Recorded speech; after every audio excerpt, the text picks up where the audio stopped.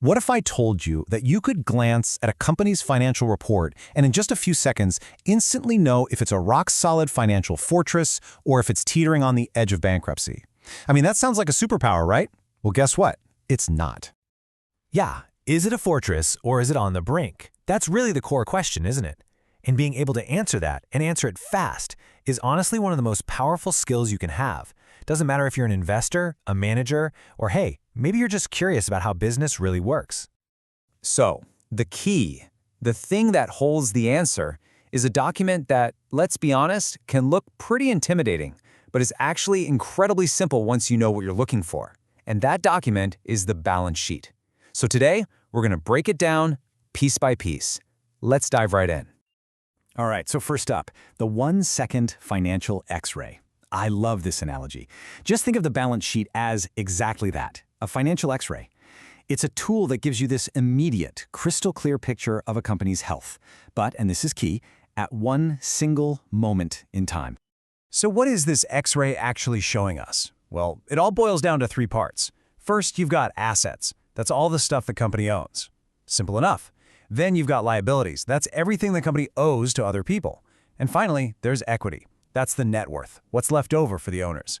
But the most important thing to get here is that it's just a snapshot. It's a photo taken on one specific day, not a video. It's telling you where things stand right now. And all of this, all of it, is governed by one simple master equation. And here it is. Assets equals liabilities plus equity. That's it. It has to balance always. This little equation is the bedrock of literally everything we're about to talk about. So burn it into your brain. Okay, so let's start with that first piece of the puzzle, what a company owns. We're talking about assets. This is all the valuable stuff the company has its hands on. But here's the thing. Not all assets are the same. They get split into two main buckets, and it's all about how quickly they can be turned into cold, hard cash. First, you've got current assets. These are things that will be used up or turned into cash within 1 year. Think of it as the company's ready-to-go financial firepower. Then you have long-term assets. These are the things that are going to provide value for more than a year. This is like the foundation of the business. And what's really cool is how they're listed. Current assets are always put in order of liquidity, basically from what's easiest to turn into cash to what's hardest. So naturally, it starts with cash itself. Can't get more liquid than that. Then you'll see marketable securities. Think of these as stocks or bonds the company can sell off in a snap. Next up is accounts receivable. That's just a fancy term for the money customers still owe them. And at the bottom of the list, you've got inventory, the actual products they have to sell before it becomes cash. All right, now for the other side of the coin, the less liquid stuff, long-term assets. This includes the heavy hitters, like fixed assets. We're talking buildings, factories, machinery. Then you get this really interesting one called goodwill. Okay, so goodwill is basically the extra money a company pays when it buys another company. It's the premium they pay for the brand, the customer base, that kind of thing. And speaking of brands, that leads us to intangible assets. These are super valuable things you can't physically touch. Patents, copyrights, or the brand name itself. I mean, think about how much the name Coca-Cola is worth. Okay, that covers what a company owns. So now let's flip over to the other side of that master equation. Who actually has a claim on all that stuff? This side is split into two groups. What the company owes to outsiders, those are the liabilities, and what it owes to its owners, and that's the equity. And you guessed it, just like assets, liabilities are also split by time.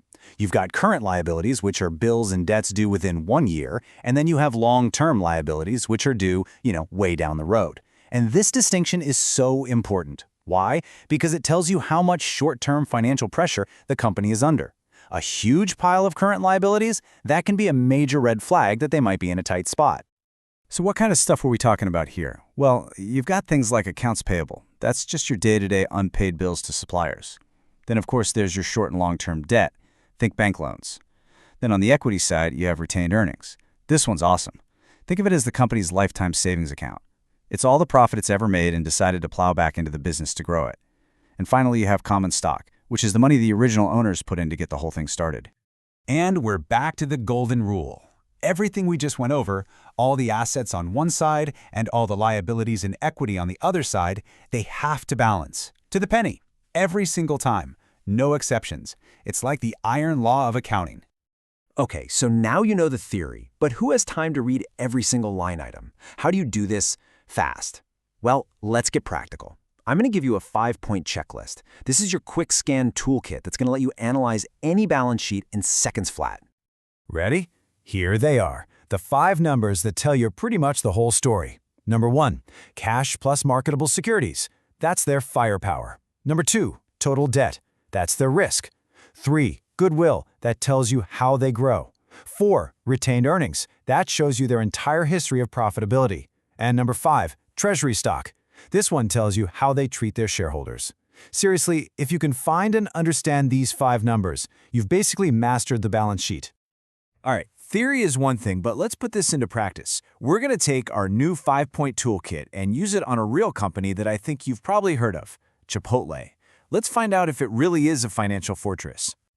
Okay, number 1 on our checklist, cash. At the end of 2023, Chipotle was sitting on about, get this, $1.9 billion in cash and investments they could sell tomorrow. For a company that sells burritos, that is just a staggering amount of firepower. So what does this number tell us? It's all about instant financial firepower. And here's where it gets really good. Because when you look at the other side, at their total debt, you find nothing. Zero. Zilch. A mountain of cash and zero debt. Folks, that is the literal definition of a financial fortress. Okay, number 3 on our list, goodwill. Chipotle's goodwill is only $22 million. Now, that might sound like a lot, but their total assets are over $8 billion. So $22 million is practically nothing. It's incredibly low. So what does that tiny number tell us? It tells us that Chipotle grows the old-fashioned way. They build their business from the ground up, opening new stores, getting more people in the door. They're not just going out and buying other companies. That is a fantastic sign of strong, healthy, organic growth. And now for the last 2 on our checklist. First, retained earnings are at a whopping $6 billion. That means over its entire life, Chipotle has been wildly profitable and reinvested that money. Then check out treasury stock. It shows negative $5 billion.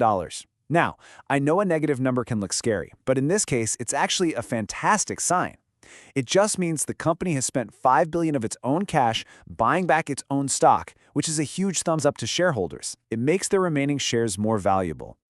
And that's it. Just like that. In what? A minute? You've analyzed a massive multi-billion-dollar company. This is what I'm talking about. This is your new financial superpower. The ability to just slice right through all the complexity and get to total clarity in seconds. So let's wrap this up. The biggest takeaway here is this. Forget about reading every single line. By focusing on just those 5 key numbers, cash, debt, goodwill, retained earnings, and treasury stock, you can figure out the financial health of pretty much any company out there in seconds, not hours. Now look, like any new skill, you get faster the more you do it. A little practice, and this will become second nature. So, I guess there's only one question left. Which company are you going to analyze first?